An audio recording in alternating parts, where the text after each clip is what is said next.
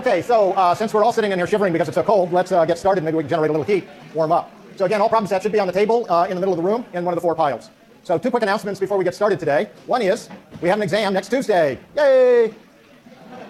Okay. Well, we still have an exam next Tuesday, whether you're excited about it or not. So, well, I'll talk more about the exam on Thursday. And we'll also do some review and probably some catch-up, since I'm not sure we'll finish everything by today. The other thing I just wanted to tell you is somehow I lost my original digital pen. I have 2 backups. One doesn't work at all, and the other works intermittently. So I've ordered new ones, but they won't be here this week because I happen to have a laptop where you can't go to the store and buy these kinds of digital pens. So it may be a little hesitant today, so please bear with me if I'm cursing at my digital pen, in which case I'll try to remember to turn the microphone off. Okay, we want to finish up a little bit with what we were talking about last time. So remember last time we were talking about how we could use the standard trade model to analyze the effects of tariffs and export subsidies. And now what we want to do is think about how we use the tariffs and export subsidies and how they affect the level of economic welfare in the country. So we can see very clearly from the terms of trade effects, but it turns out that those terms of trade effects are not the only implications that we have in terms of the level of aggregate economic welfare. Some of these effects we'll see in much more detail a little bit later. So we saw that both policies protect domestic producers. Tariffs protect producers on the import competing side, and export subsidies obviously protect industries or promote industries on the export side. So in that sense, they're often seen as similar types of policies, but as we saw, the terms of trade effects are exactly the opposite. So last time, I think this is where we stopped, where I said an import tariff can increase Portugal's economic welfare, where an export subsidy will always reduce that. So I want to clarify exactly how that works. So here is a tariff put on by Portugal. So if we assume that Portugal is a large country and therefore can affect the terms of trade, then we get an improvement in the terms of trade. So this is clearly a positive in terms of Portugal's economic welfare. But one of the other things that we also saw with the imposition of a tariff is that it changed internal prices relative to external prices. And that change in internal prices also caused a change in production decisions as well as consumption decisions. Whenever we have a government policy that moves us away from a free market equilibrium, it is referred to as a distortion. So a tariff is like a tax. So in this case, we've got a tax distortion that is increasing the production of our import good. Now remember, the import good is the one that we do not have a comparative advantage in. And we're reducing the production of our export good, which is good we do have a comparative advantage in. So this clearly it makes a less efficient production outcome for the country. We are also consuming differently. Because internal prices are different than the free market external prices, we will consume more of the good whose relative price has decreased and less of the one that has increased. It goes on the table in the middle. So we also have these production and consumption distortions, and these turn out to be negatives for the economy. So what that means then is the total effect of a tariff is actually ambiguous. It's possible that a tariff could raise a country's level of aggregate economic welfare, combining both the international trade effects as well as the production and consumption distortions. But it may not. Now, we'll look in more detail in a couple of weeks when we examine tariffs in excruciating detail to see what the circumstances are when this is positive, when this is negative. What we'll see at that particular point is most of the time, it turns out that these production and consumption distortions are actually larger than the terms of trade effect. So that's why we say that a tariff can improve a country's level of aggregate economic welfare, but does not necessarily do so. We can be much more emphatic in terms of export subsidies. We know that an export subsidy is going to reduce Portugal's terms of trade. So this is clearly a negative. We also have production and consumption distortions, and these are also negatives. So the net effect, obviously, has to be a negative. So the aggregate level of economic welfare will always decline with an export subsidy, where it may rise or it may fall if we are imposing a tariff. Now, one other thing that we need to just keep in mind about export subsidies is to think about, again, in terms of our England-Portugal model. Suppose that England imposed an export subsidy. We know that that will hurt England's terms of trade, but from Portugal's perspective, it's actually an improvement in Portugal's terms of trade. So we might want to ask then, is a foreign export subsidy always beneficial to us? And the answer is, in a 2-country model, yes. But if there's more than 2 countries involved, the answer is not necessarily. Not necessarily. What we need to think about is, are these goods that we import or are these goods that we export? So we can say that English export subsidies for goods that we import are always beneficial to us, right? So it doesn't actually matter whether it's England or it's anybody else. But if we think about multiple countries or multiple goods, if there are foreign export subsidies on things that we import, then those will be beneficial to us, lowering the world price, relative price, and increasing our terms of trade. Tariffs then on goods that we export would be harmful for us. So the implications then, we need to think about what a foreign country is doing compared to whether we're importing or exporting that good. What is happening to the world relative price because of their trade policies, and does that align with what we import and export in terms of our own terms of trade? Now we also need to remember that we're changing internal and external prices. Even domestically, we're going to have strong income effects, income distribution effects. Right? One might be because we have factor immobility in the context of the specific factors model, or we might have differences in factor intensities if we were looking at this with respect to the lecture000 model. But the direction of the effect should be fairly clear, right? Tariffs raise the internal price of the imported good. Export subsidies raise the internal price of the exported good. So we can always ask then, when a tariff or an export subsidy is put into place, we always want to ask, who benefits from this? Who loses from this? Well, clearly, from a tariff, we would be benefiting the import competing sector. And an export subsidy will be harming the will be helping the export sector. So it may be true that an export subsidy domestically would harm our own terms of trade, but there's still somebody who benefits from it. In this case, the exporters in that particular industry. Even though aggregate economic welfare will be lower, countries still do impose or enact export subsidies. So when that happens, and we'll talk about this in more detail later, is we have to ask ourselves, why is that the case? Why would a government enact a policy to help a small, relatively small, given the scale of the economy, industry, at the expense of the economic welfare of the entire country? So that's one of the questions that we're going to have to look at in order to figure out why countries or governments impose or enact export subsidies. Even in the case where the production consumption distortions are larger than the terms of trade benefit from a tariff, we still see governments enact import tariffs. Once again, we would want to ask ourselves, why would a government enact a tariff that is going to help a small group of people at the expense of losing aggregate economic welfare on a broad basis? So those are some things that we'll have to think about a little bit later. Okay, today we want to talk about international labor mobility. So just so you know, we're not going to do the long-run effects. So actually, most of you have done this already, so this will go actually pretty easy. So when we talk about international labor mobility, we're talking about workers moving from one country to another. And emigration, it's working just fine up to that point. Emigration is when people leave a country, and that's referred to as the sending country. Immigration is when people come into a country, and the country that is experiencing the immigration is the receiving country. So let's just think about a very simple case, two countries. Now, I pick Ireland and Poland for a very specific reason. Because when Poland joined the European Union, they also managed to gain the right for free immigration within the European Union. So Polish workers can now all of a sudden go to Germany or France or England or Ireland or any of the other EU countries. Now, as you probably know, international labor migration or immigration is a very controversial subject.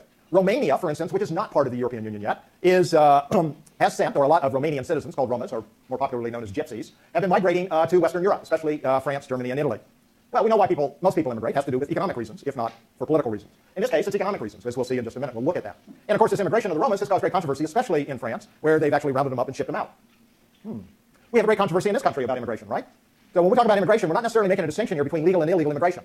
And so when we have lots of immigration coming into a country, there are economic consequences to that. There are also all sorts of other consequences, right? There are social consequences, cultural consequences that raise issues as well. But again, the reason I pick Ireland and Poland is because when Poland joined the EU, there was a substantial emigration from Poland into Ireland.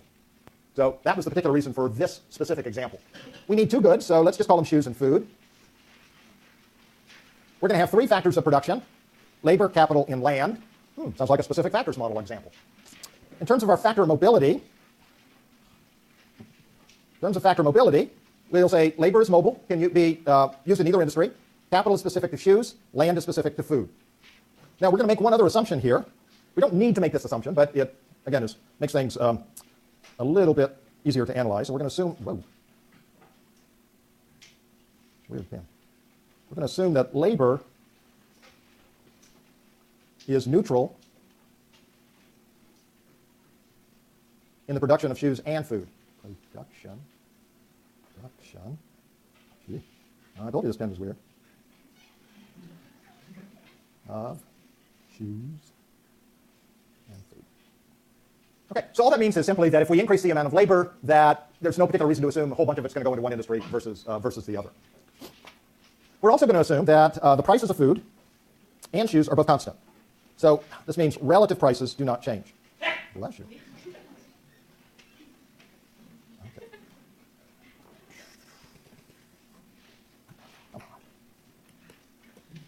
Must be the cold.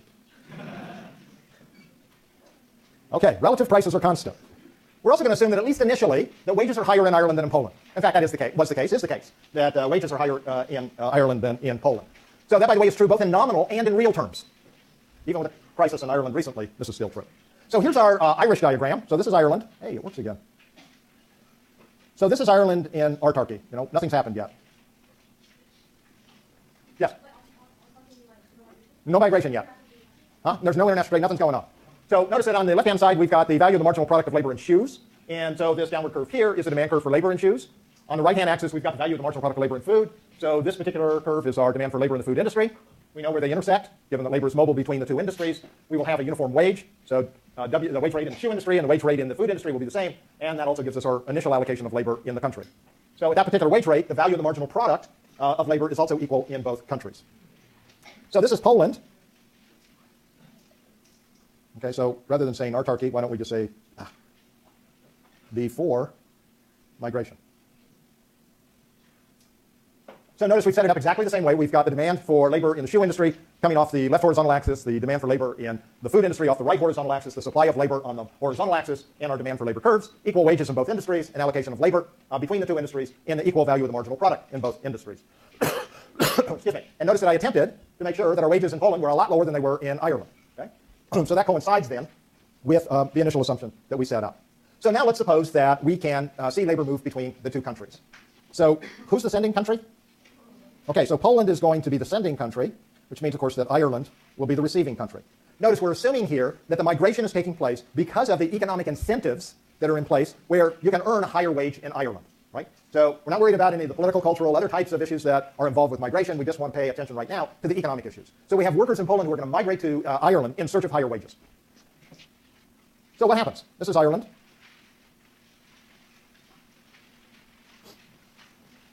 So this is our Irish diagram. Yes, ma'am.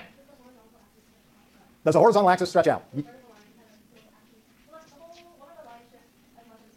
Okay, so our horizontal axis, remember, is our total labor supply. So if we've got migrants coming in, workers, that's going to increase our total labor supply.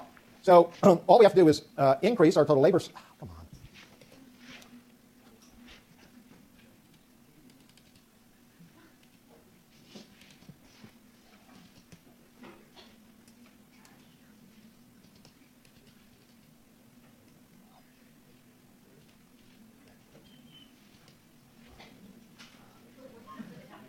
I'm sorry?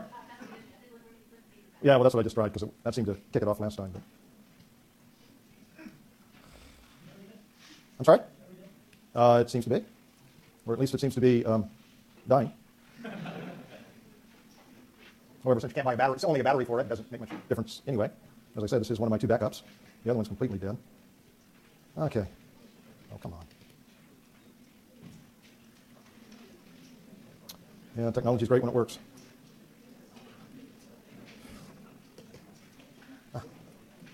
A hint. No, not there. There.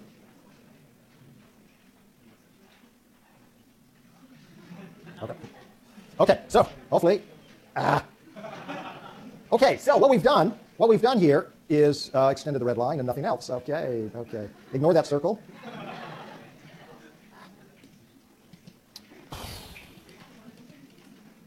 Yeah, give me just a minute, then we'll go to the chalk.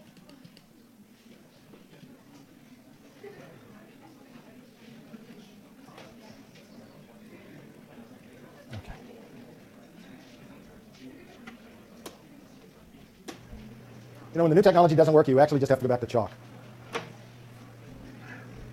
My least favorite medium, but such as it is.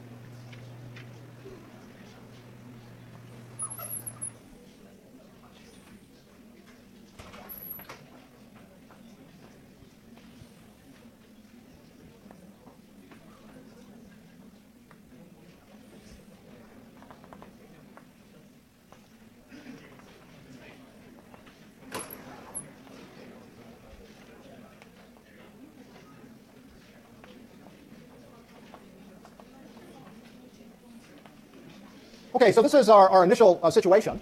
So once we increase the labor supply, this additional amount here shows us the migration.